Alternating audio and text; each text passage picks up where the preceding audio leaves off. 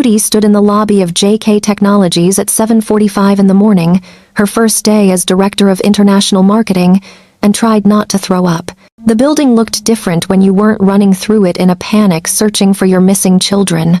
More intimidating. More like the kind of place where people would immediately know she didn't belong. Miss Okonkwo? A young woman in a crisp blazer approached with a warm smile. I'm Hannah Kim from HR. Welcome to JK Technologies. Let me show you to your office.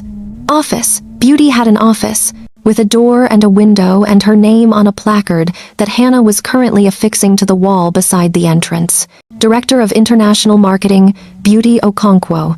Seeing it in print made it real in a way that still felt impossible. The office itself was modest compared to Min-jae's executive suite, but luxurious by any standard Beauty had known. A proper desk with dual monitors, a comfortable chair, bookshelves waiting to be filled.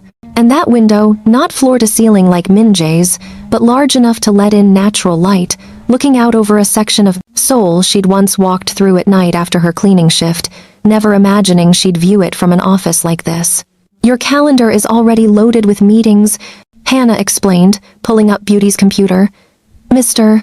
Kang wanted to make sure you had time to settle in first, so nothing is scheduled for today except a brief orientation at 10 and a team introduction at 11. Your direct reports will be direct reports? Beauty interrupted. I have people reporting to me? Hannah smiled. You're a director. You'll have a team of 5, 3 marketing specialists, 1 data analyst, and 1 regional coordinator. They're all excellent. A bit nervous about the new leadership, but that's normal. Nervous about her, Beauty realized. About whether the CEOs... What was she exactly? Baby mama? Ex? Future something? Whether she deserved this position or was just warming a seat because of her connection to Min-jae. I'll prove myself, Beauty said quietly, more to herself than Hannah. I'm sure you will, Hannah said kindly. Mr. Kang doesn't make hiring decisions based on personal relationships. If you're here, it's because you earned it. Now, let me show you where everything is. The morning passed in a blur of orientations, introductions, and information overload. By lunch, Beauty's head was spinning with passwords, protocols, and the names of at least 30 people she'd never remember. She was sitting at her desk, staring at her computer screen and trying to make sense of the marketing analytics dashboard when someone knocked on her open door. Min-jae stood in the doorway, looking unfairly composed in a dark suit. How's your first day? Beauty gestured helplessly at her screen. I'm drowning in data and acronyms. What's a CTR? And why do we have 17 different metrics for engagement? Min-jae laughed, actually laughed, and stepped into her office, closing the door behind him. Click-through rate. And because marketing people love making side or simple things complicated. Want help? Don't you have CEO things to do? I'm taking lunch. And teaching you our systems counts as CEO things. He pulled up a chair beside her, not across the desk in a position of authority, but next to her, close enough that she could smell his cologne. Okay, let me show you the dashboard I actually use. The rest is noise. For the next 30 minutes, Min-jae walked her through the analytics, explaining what mattered and what was just performance theater for board meetings. He was patient, thorough, and genuinely seemed to enjoy teaching. Beauty found herself relaxing, asking questions, even making a joke about the absurdity of tracking micro-conversions. You're going to be good at this, Min-jae said when they finished. You see patterns. That's rare. I see Excel sheets and panic, Beauty countered. That's everyone's first month. But you'll figure it out. You figured out how to raise 2 genius children in a foreign country with no support system. Corporate marketing is nothing compared to that. The compliment landed somewhere in Beauty's chest and settled there, warm and unexpected. Thank you. For the job. For believing I could do this. I didn't give you the job, Min-jae said seriously. The hiring committee did. I recused myself from the final decision specifically so no one could say it was nepotism. They chose you because you were the best candidate. Beauty stared at him. You recused yourself? Of course. I wasn't going to let anyone question your qualifications. He stood, smoothing his jacket. Now I actually do have CEO things to do. But Beauty, he paused at the door. I'm glad you're here, not just for the company. I'm just glad you're here. He left before she could respond, leaving Beauty sitting in her office, heart racing, wondering what exactly had just happened. The weeks that followed were brutal. Beauty threw herself into the work with an intensity that surprised even her. She studied market reports until midnight, learned industry jargon, built relationships with her team, and slowly, painfully slowly started to prove that she belonged in that office. Her first presentation to the executive team was a disaster. She fumbled through slides, lost her place twice, and could feel the skepticism radiating from the older executives who clearly thought she was there because she'd slept with the CEO once.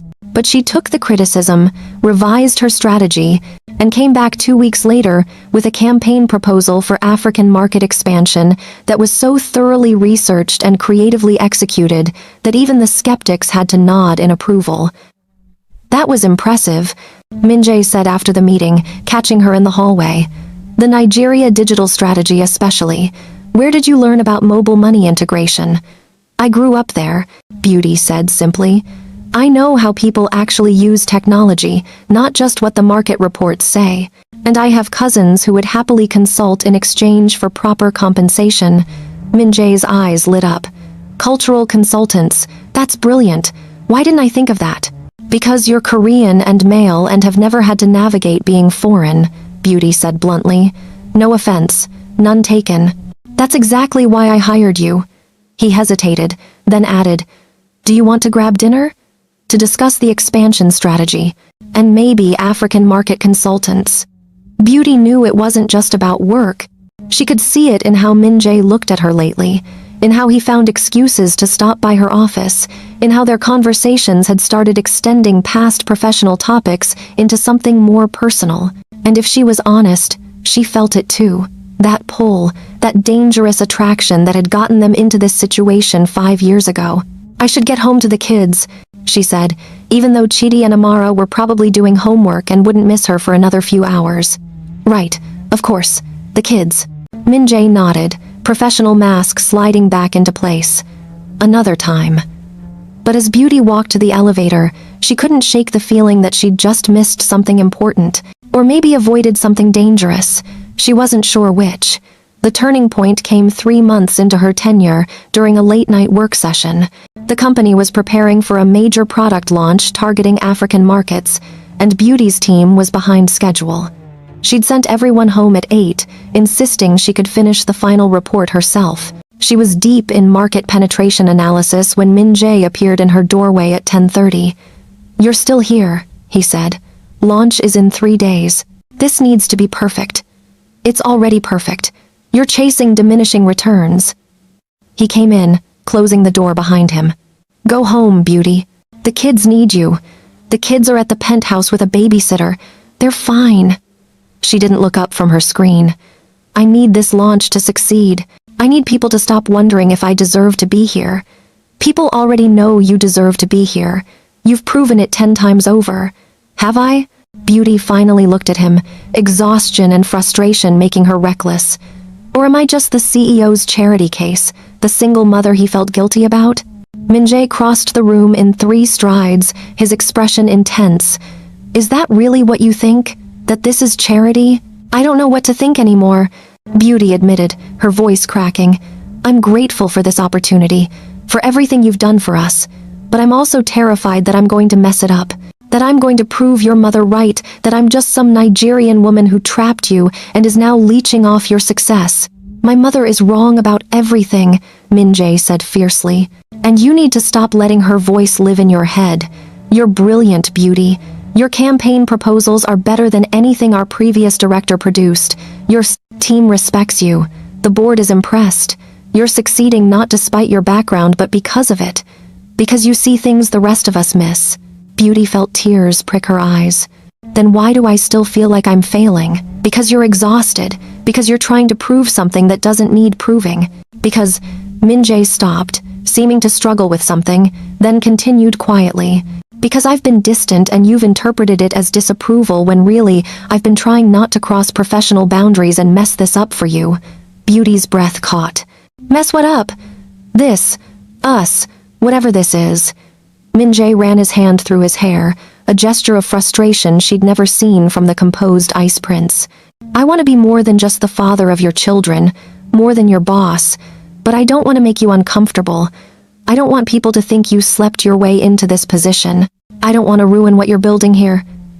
The admission hung between them, raw and honest.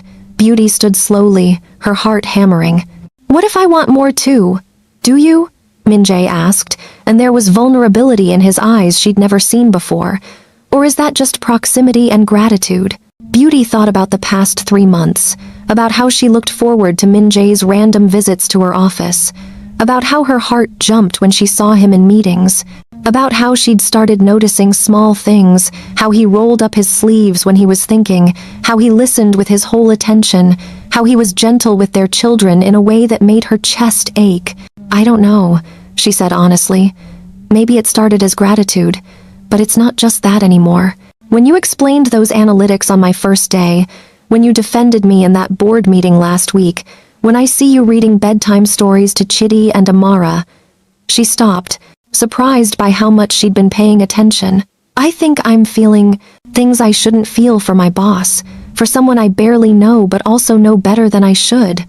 Min-jae stepped closer, close enough that she could see the gold flecks in his dark eyes. "What if we stopped fighting it? What if we admitted that what happened 5 years ago wasn't just a one-night mistake, but the beginning of something that got interrupted?" "That's probably the worst idea we could have," Beauty whispered. "Probably," Min-jae agreed. "The board will have opinions, the media will have a field day, your team might question your authority. My mother will absolutely lose her mind. So many reasons not to do this. So many," Min-jae echoed, but he was leaning closer, his hand coming up to cup her face with a gentleness that made her shiver. "Tell me to stop and I will. Tell me this is just work and I'll keep my distance. But Beauty, I need to know if you feel this too." Instead of answering, Beauty closed the distance and kissed him. It wasn't like 5 years ago, when everything had been heat and attraction and the electricity of strangers discovering chemistry. This was different. Slower, deeper, weighted with everything they'd been through, everything they'd survived, everything they'd built together without meaning to. When they finally pulled apart, both breathing hard, Min-jae rested his forehead against hers. "That's probably going to complicate things. Definitely going to complicate things," Beauty agreed. But she was smiling, really smiling, for the first time in months. "The kids are going to have opinions," Min-jae said. Beauty laughed. "The kids have been plotting this for weeks. Amara keeps leaving romantic comedies playing on the TV when we're both in the room. Chidi has been engineering situations where we end up alone together. They've been matchmaking us?" Min-jae pulled back, looking delighted and horrified. "They're 9 years old. There are 9-year-olds. Of course they're strategic masterminds. And sure, enough." When Beauty and Min-jae sat Chidi and Amara down the next evening to carefully explain that their relationship was evolving, the children exchanged knowing looks. "Finally," Amara said, "we were starting to think we'd have to make a presentation with data showing why you should date." "We actually did make a presentation," Chidi admitted, pulling up a tablet. "Want to see it?" The presentation was titled, "Why Our Parents Should Stop Being Stubborn, a Data-Driven Analysis." It included charts on time spent together, frequency of lingering glances they'd been counting, and a cost-benefit analysis of dating versus continued mutual pining. "You made a cost-benefit analysis of our relationship?" Beauty asked, torn between mortification and laughter. "We're thorough," Chidi said seriously, "and statistically, it makes sense. You already cohabit. You work together successfully. You share parental responsibilities. The romantic component is a logical next step." "How do you even know about romantic components?" Min-jae asked weakly. "Internet," Amara said simply. "Also, we took a vote." "You took a vote? Democratic process?" Chidi explained. "Me, Amara, and Park Ji-hoon. 3 votes in favor, 0 against. Ji-hoon says you've been ridiculously obvious for months." Min-jae covered his face with his hands. "My assistant voted on my love life. He's very invested," Amara said. "Also, he thinks Ioma is good for you. You're less grumpy since she started working at the company." Beauty looked at Min-jae, at their children with their spreadsheets and voting tallies, and felt something warm and bright bloom in her chest. This family they were building, messy and unconventional and somehow perfect, was more than she'd ever dared to dream of 5 years ago, when she'd held 2 tiny newborns and wondered how she'd survive. The months that followed were a careful dance of boundaries and stolen moments. At work, they maintained professionalism, though everyone seemed to know anyway. At home, they navigated dating while co-parenting, which meant romantic dinners that got interrupted by homework questions and goodnight kisses that happened in front of 2 very interested 9-year-olds who rated them on a scale of 1 to 10. That was a 7, Chidi announced after Min-jae kissed Beauty goodbye one morning. Needs more commitment. Less hesitation. I'm taking romance advice from a 4th grader, Min-jae muttered, but he was smiling. Beauty's position at JK Technologies solidified. Her African expansion strategy exceeded projections by 40%. She earned her promotion to VP of International Marketing through results, not relationships, and even the most skeptical board members had to acknowledge her value. When industry publications interviewed her about breaking barriers as a Black woman in Korean tech, she spoke honestly about the challenges and the importance of diverse perspectives in global business. And through it all, her relationship with Min-jae deepened in ways that surprised them both. He learned about her childhood in Lagos, about the dreams she'd had before poverty and circumstance narrowed her options. She learned about the pressure he'd felt to succeed, about the loneliness of being raised by a mother who valued achievement over affection, about his terror when he'd been diagnosed with infertility and thought he'd never have a family. I thought I was broken, Min-jae admitted one night, 6 months into their relationship. They were on his penthouse balcony, the children finally asleep inside, Seoul glittering below them. When the doctors said I probably couldn't have children, I felt like I'd failed at the most basic human function. And now? Beauty asked, her hand finding his. Now I have 2 genius kids who regularly outsmart me, and a woman who's brilliant and beautiful and somehow doesn't seem to mind that I'm emotionally stunted and terrible at expressing feelings. He turned to her, serious. Now I feel like maybe miracles are real. You're not terrible at expressing feelings, Beauty said softly. You're just careful with them. That's different. I love you, Min-jae said, and it was the first time he'd said it clearly, without hedging or joking. I love you, Beauty Okonkwo. I loved you 5 years ago when I lost your number and kicked myself for months. I loved you when you walked into my office, fierce and protective and absolutely terrifying. I love you now, watching you conquer my company and raise incredible children and somehow still find patience for me. Beauty felt tears slide down her cheeks. I love you too. Even though you're stubborn and you work too much and your mother hates me. My mother will come around, Min-jae said, though they both knew that was optimistic at best. And if she doesn't, we'll survive. We've survived worse. They had. Beauty had survived being alone and scared and pregnant in a foreign country.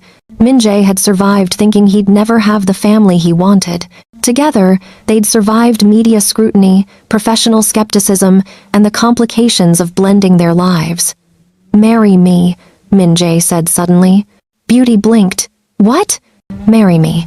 Not because it's logical or because of the kids or because it makes things simpler, but because I want to wake up next to you for the rest of my life, because I want to make this official, because he pulled out a small box from his pocket, and Beauty realized this wasn't as spontaneous as it seemed. I bought this ring 2 months ago, and I've been carrying it around waiting for the perfect moment, but then I realized every moment with you is perfect, even the messy ones, especially the messy ones. The ring was beautiful, a simple band with a single diamond, elegant and understated. Beauty stared at it, at him, at the life they'd somehow built from one night and impossible odds. The kids are going to say they saw this coming, she said through tears. They're probably recording this from inside, Min-jae agreed. So, should I ask properly? He slid off the chair, kneeling on the balcony, still holding that ring. Beauty Okonkwo, would you marry me? Would you take a chance on us? On this complicated, messy, beautiful family we're building? Yes, Beauty said, laughing and crying simultaneously. Yes, you stubborn, romantic, impossible man. Yes. When they kissed, sealing the promise, Beauty heard a cheer from inside the penthouse. Through the glass door, She could see Chidi and Amara high-fiving, clearly having witnessed the entire proposal. "Told you they were watching," Min-jae murmured against her lips. "I wouldn't have it any other way," Beauty said, and meant it. The wedding was small and intimate, held at the penthouse with only close friends and family. Well, family minus one. Kang Hae-jin had declined the invitation with icy civility, making her position clear. But Park Ji-hoon was there, teary-eyed and proud. The children's teachers came, having fallen in love with the brilliant twins. A few of Beauty's Nigerian friends from the immigrant community showed up, bringing food and joy and acceptance. Chidi and Amara stood beside their parents during the vows, each holding a candle that they lit to symbolize the joining of their family. When the officiant asked if anyone objected, Amara raised her hand. Beauty's heart stopped until her daughter said solemnly, "I object to the fact that there's no chocolate cake. Vanilla is suboptimal for celebrations." The tension broke into laughter, and even Min-jae cracked a smile. "We'll get you chocolate cake tomorrow," he promised. "Acceptable," Amara said, satisfied. The vows themselves were simple. Min-jae promised to be present, to listen, to value Beauty's independence even while building their partnership. Beauty promised to trust, to let herself be supported, to stop trying to prove she didn't need help. They both promised to put their family first, to communicate even when it was hard, to remember that they were choosing each other every day. "I promise to love your children as my own," Min-jae said, looking at Chidi and Amara, "because they already are. I promise to build with you, not just for you," Beauty said, "to be your partner in everything." When they kissed as husband and wife, their children cheered, and Beauty felt something settle in her chest. Peace, maybe, or just the certainty that whatever came next, they'd face it together. Life after marriage settled into a new rhythm. Beauty continued excelling at JK Technologies, her team expanding as the company's international presence grew. Min-jae learned to leave work at reasonable hours, to show up for parent-teacher conferences, to actually take weekends off. The children thrived. Chidi, leading his school's robotics team to nationals, Amara winning a youth science competition with a project on sustainable energy. 2 years into their marriage, Beauty discovered she was pregnant. The news shocked them both. Min-jae's infertility diagnosis had been clear, and they'd assumed Chidi and Amara were their only biological possibility. "Another miracle," Min-jae said, his hand on Beauty's still flat stomach, wonder in his voice. "You and your miracles," Beauty teased, but she was crying, overwhelmed by joy and fear and the sheer impossibility of it all. The twins were ecstatic. They immediately began researching infant development, optimal nursery setups, and evidence-based parenting techniques. By Beauty's second trimester, they'd created a comprehensive childcare plan that included feeding schedules, sleep training protocols, and age-appropriate educational stimulation. "You've turned our pregnancy into a science project," Beauty laughed, reading through their detailed presentation. "We're being thorough," Chidi said seriously. "This child will have every advantage." Their daughter was born on a rainy March morning, small and perfect, and screaming with impressive lung power. They named her Grace for the grace they'd been given, for second chances, for the gift of love they didn't deserve but had received anyway. Chidi, now 11, held his baby sister with careful reverence. "She's so small," he whispered. "I forgot babies were this small." Amara peered at Grace's tiny face. "She has Aoma's nose, and Appa's ears. Optimal genetic combination." "You can't optimize genetics," Beauty said, exhausted and euphoric. "We can try," Amara replied cheerfully, watching her husband hold their newborn daughter while their older children debated genetic traits. Beauty felt the same sense of impossible rightness she'd felt at their wedding. This family built from mistakes and miracles, and the courage to try again was everything. Years passed. Grace grew into a curious toddler, then a precocious child who worshipped her older siblings and followed them everywhere. Chidi and Amara entered high school, still brilliant, still close, navigating adolescence with the same analytical approach they applied to everything. Beauty became senior vice president, then executive vice president, her name recognized in international business circles. Min-jae mellowed, learned to delegate, discovered that success meant more than just company growth. One evening, 15 years after those first DNA test results changed everything, the family gathered for dinner. Chidi was home from university for the weekend, already planning his graduate studies. Amara was preparing applications to study abroad. Grace, now 13, was in the middle of her own gifted program phase, asking questions that neither parent could always answer. "Remember when we voted on whether you two should date?" Amara asked suddenly, grinning at her parents. "I remember being mortified by my 9-year-old's PowerPoint presentation." Beauty said dryly. "It was a good presentation," Chidi defended. "Solid data, clear conclusions. You made a pros and cons list," Min-jae said. "And we were right," Chidi pointed out. "Look how well it turned out." Grace, who'd heard this story approximately 1,000 times, rolled her eyes. "You're both so weird." "We're strategic," Amara corrected. "There's a difference." Beauty looked around the table at her family, her husband, who'd gone from stranger to co-parent to love of her life. Her eldest children, brilliant and strange and absolutely perfect. Her youngest, growing into her own personality with fierce independence. This life they'd built, that had started with one night and a forgotten phone number and 2 determined children refusing to accept absence, was messy and complicated and absolutely beautiful. "Thank you," she said suddenly, looking at Chidi and Amara. "For finding him, for forcing us all into this, for being brave when I was too scared. You would have figured it out eventually," Chidi said generously. "Probably not," Beauty admitted. "I was very stubborn." "Were," Min-jae teased, earning himself a light smack. As the family dissolved into laughter and bickering over whose turn it was to do dishes, Beauty caught Min-jae's eye across the table. He smiled at her, that private smile that was just hers, and mouthed, "I love you." "Love you too," she mouthed back. Later that night, after Grace was asleep and the older kids were in their rooms, Beauty and Min-jae sat on that same balcony where he'd proposed all those years ago.